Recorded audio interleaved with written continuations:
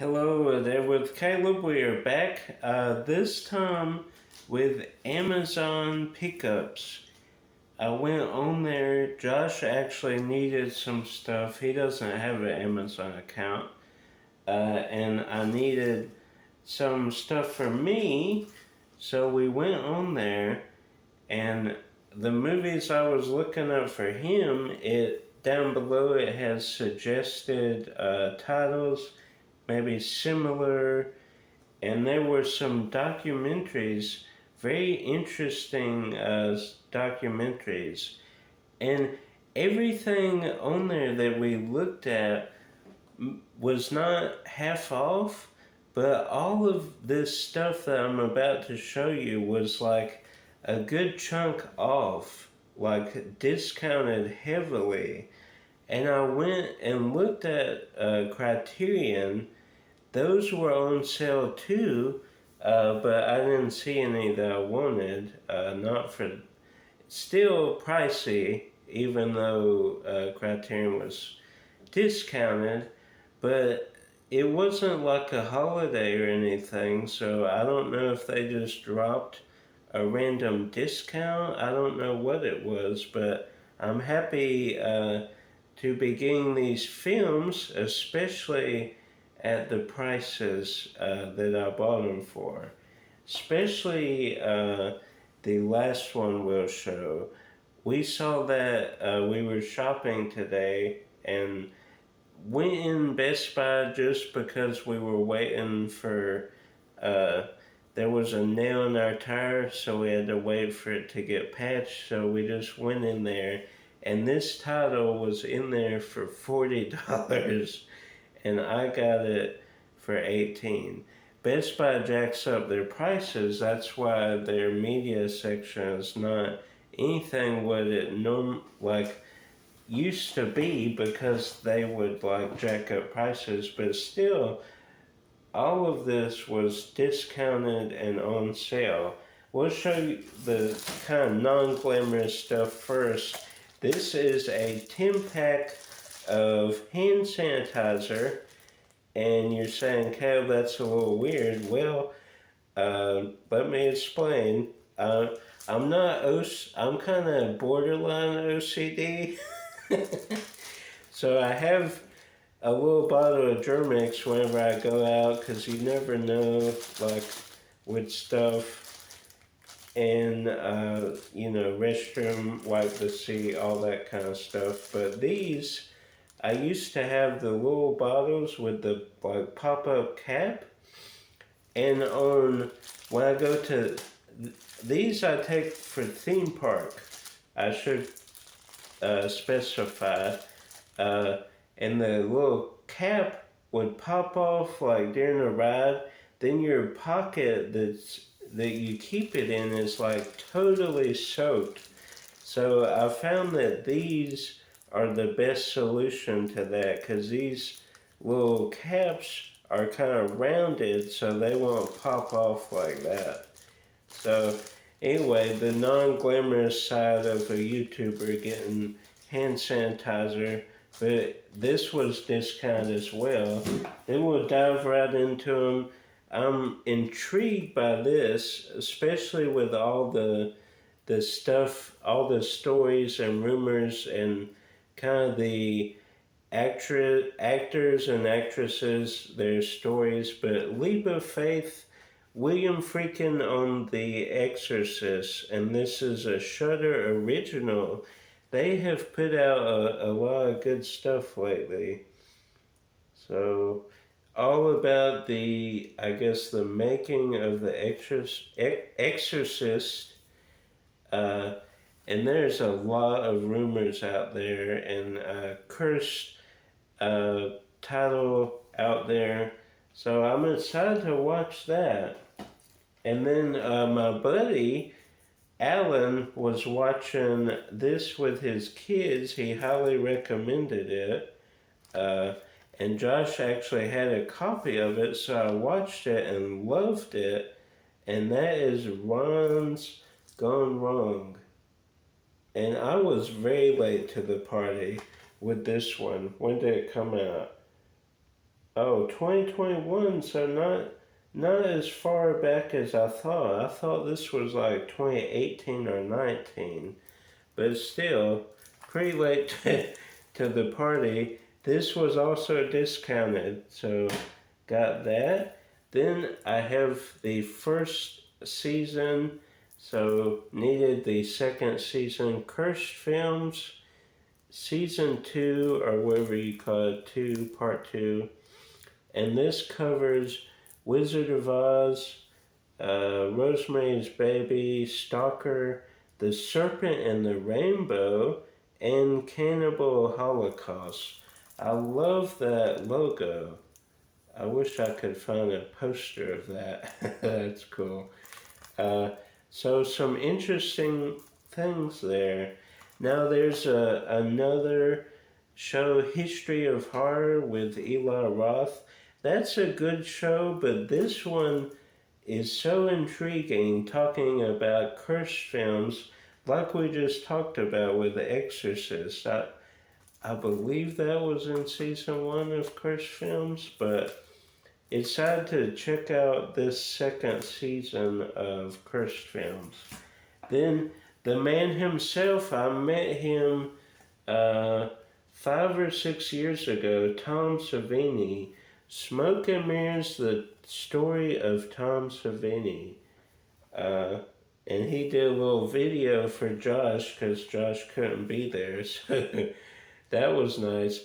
Some people say he's like angry when they meet him, but he could not have been nicer to me.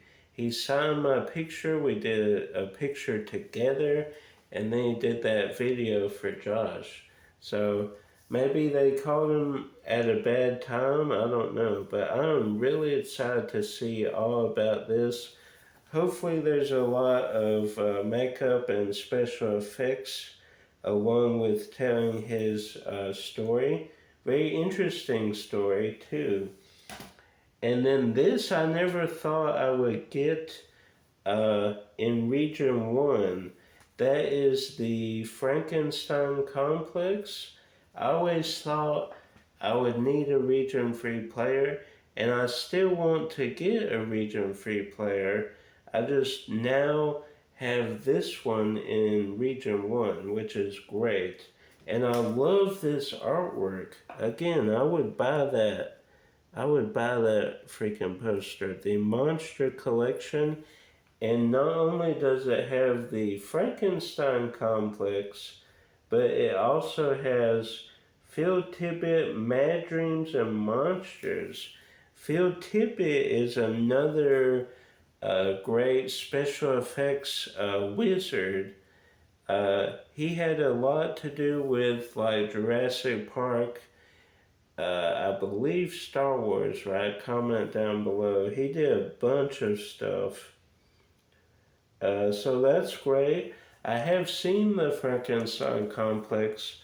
I had to borrow Josh's region free player in his movie, but now I have it in my own collection. That is great. And there might be like a little booklet in here too. It's kind of a hardback. So I don't know. I like the packaging though, and this artwork. I cannot get enough of that. That is great. Then last, certainly not least, this documentary has been years in the making. They've had it made for 4 or 5 years, but they couldn't get it released until now. That is Pennywise, the story of it. And this being the collector's edition. Look at that artwork. That is great artwork too. And I love the pictures on the back. Immediately after this video, I'm going to pop this in and watch it because I've been waiting and waiting for this. An in-depth look at the 1990s miniseries featuring interviews with key players, directors, members, so that's great. Hopefully some special effects stuff too. but all about how the iconic miniseries was made, and of course, uh, until Skarsgård, the most iconic Pennywise out there. So, and when people think of Tim Curry, most of them think of Pennywise.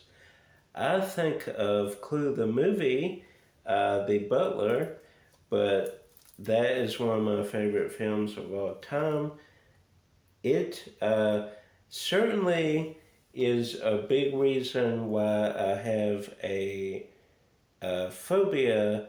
Well, not like a freak out phobia. What's a fear, a respect of clowns? Maybe I'll do a video, a deep dive on my fear of clowns maybe one day. But my friends and Josh saw It Chapter 1 when it came out with the remake. Uh, and I didn't go because I didn't want to deal with clowns because I don't do clowns. But then I think the week after they drug me to go see it in the theater, and that first scene when he pops out of the film projector screen, like I jumped. And the scene when he's in the drain, oh my goodness. It Chapter 2 was not as scary. They did drag me to that one too. The scariest part there was in the theater, this girl dressed up as Pennywise, and she was in the corner. All the lights were off, except obviously the theater screen. She's over in the corner, and nobody could see her. And right minutes before the movie, I see this hand that come out of the corner of the building with blood on it, and I'm freaking out. And we're like on the upper level, but we're like the front row, so we're like right there. And she runs from the corner, full Pennywise attire, runs right at me with the hand, and like is slapping the little bar that's right in front of me. She knew exactly who was scared and who was not scared. And she had like flaming Cheetos to hand out or something weird. But that freaked me out more than It Chapter 2. We'll save the clown thing for another video. I just gave a little excerpt there. But I hope you enjoyed these Amazon pickups. Like I said, we're going to pop Pennywise in right after this. Did I say like, subscribe, share? Do that again if you have not done so.